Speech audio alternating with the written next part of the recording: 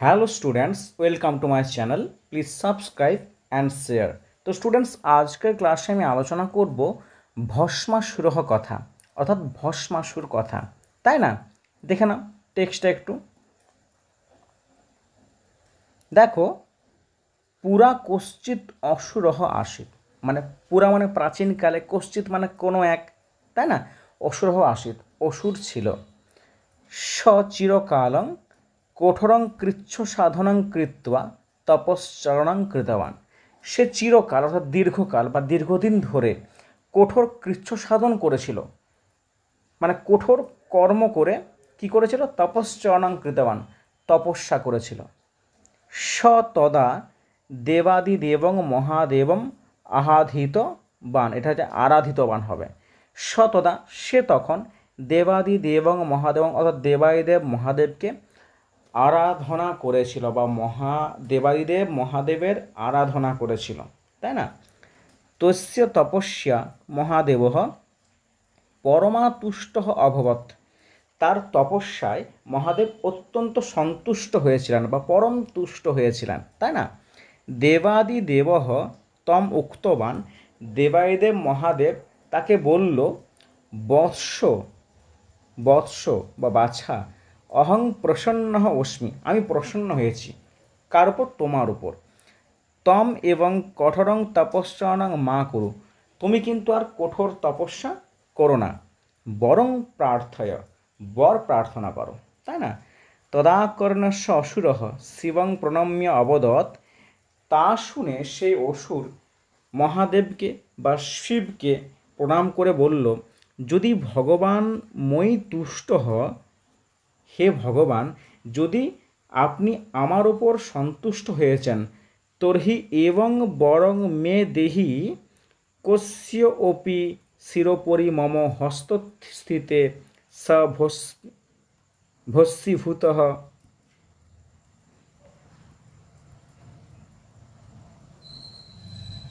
সভস্মীভূত স্যাৎ, তাই না? এখানে কি বলেছে যে আপনি যদি আমার উপর সন্তুষ্ট হয়েছেন, তাহলে আমাকে এমন একটা বর প্রদান করুন যে আমি যদি কারো মাথায় হস্ত রেখে দিই, হাত রেখে দিই, সে যেন সেই মুহূর্তে ভস্মীভূত হয়ে যায় বা ভস্মীভূত হয়ে যায়, তাই না? শিব ততঃ তথা অস্তু ইতি উক্ত অদৃশ্যজাত। শিব ততঃ, শিব তখন কি করলো? তথাস্তু বলে অদৃশ্য হয়ে গেল, তবে তাই হোক এই বলে অদৃশ্য হয়ে গেল, তাই না? ক্ষণান্তরে সদানবহ বড় পরীক্ষণায় দেবলোকম অগচ্ছত, কিছুক্ষণের মধ্যে বা কিছু সময়ের মধ্যে সেই দানব বা অসুর তার বর পরীক্ষা করার জন্য দেবলোকে গেল, তাই না? মানে স্বর্গে গেল। তত্র স দেবানাং শিরোপরি করার্পণাং কর্তুম অচেষ্টত, সে সেখানে দেবতার মাথার ওপরে, ঠিক আছে, নিজের হস্ত অর্পণ করতে গেল, কিন্তু কি হলো? ব্যর্থ হলো।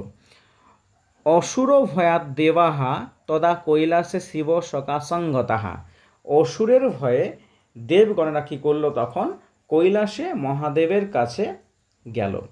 সদত্য অপি দেবান অনুসৃত্য কৈলাসঙ্গত, সে দৈত্যও কিন্তু দেবতাদেরকে অনুসরণ করে কৈলাসে গেল। খুব কিন্তু গুরুত্বপূর্ণ, বোঝা গেছে? এখানে দেখো, তত্র স শিবম অবদৎ, সেখানে সে মহাদেব শিবকে বলল, প্রভো, হে প্রভু, ময়া বর পরীক্ষার্থং যত্র যত্র গম্যতে তত্র তত্র সর্বে ভয়াৎ পলায়ন্তে। হে প্রভু, আমি বর পরীক্ষা করার জন্য যেখানে যেখানে যাচ্ছি সেখান থেকে সবাই কিন্তু ভয়ে পালিয়ে যাচ্ছে। অতঃ অধুনা অহং তব মস্তক পরিহস্তং দত্ত্বা পরীক্ষণং করামি, অতএব এখন আমি তোমার মাথার ওপর বা আপনার মস্তকের ওপর হাত রেখে আমি পরীক্ষা করব, তাই না? এবং উক্তা সদত্য যাবৎ সম্ভব মৌল হস্তার্পণগত তাবৎ শিব অপি ভয়ন গোলোকে বিষ্ণু শরণাঙ্গত। এই বলে সেই দৈত্য যখন সেই মহাদেবের মস্তকে, ঠিক আছে, হাত রাখতে গেল বা হস্ত অর্পণ করতে গেল, তখন ভগবান শিবও কিন্তু ভয়ে গোলোকে বিষ্ণুর শরণাগত হলেন, তাই না?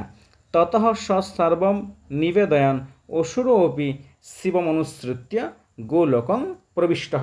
তারপর সেই অসুর কিন্তু সেই মহাদেবকে অনুসরণ করেও কিন্তু গোলোকে বিষ্ণুর আশ্রয়ে প্রবেশ করলো বা বিষ্ণুর কাছে গেল, ভগবান বিষ্ণুর কাছে। বোঝা গেছে? ভগবান বিষ্ণুর কাছে গেল। নেক্সট দেখো, অনন্তরং বিষ্ণু সুস্মিতবন্তঃ তম অসুরম অববৃত। অনন্তর বিষ্ণু মানে সুহাস্য মানে মুচকি মুচকি হেসে সে অসুরকে বলল, ভো অসুরহ, ওহে অসুর, শিবেন ছলিতঃ তম, শিব তোমার সঙ্গে ছলনা করেছে।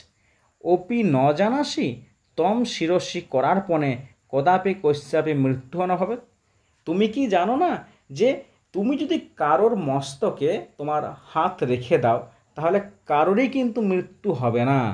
ব্যর্থং তে তপঃ ক্লেশঃ। ঠিক আছে, তোমার এই তপস্যা, এই কষ্ট কিন্তু ব্যর্থ হয়েছে। বৃথা তং দেবান অনুধাবসে, তুমি বৃথায় দেবতাদেরকে অনুধাবন করছো, তাই না? মদ বচসি সশিরসি করার্পণং কৃত্বা সত্যং নবাইতি পরীক্ষতাম।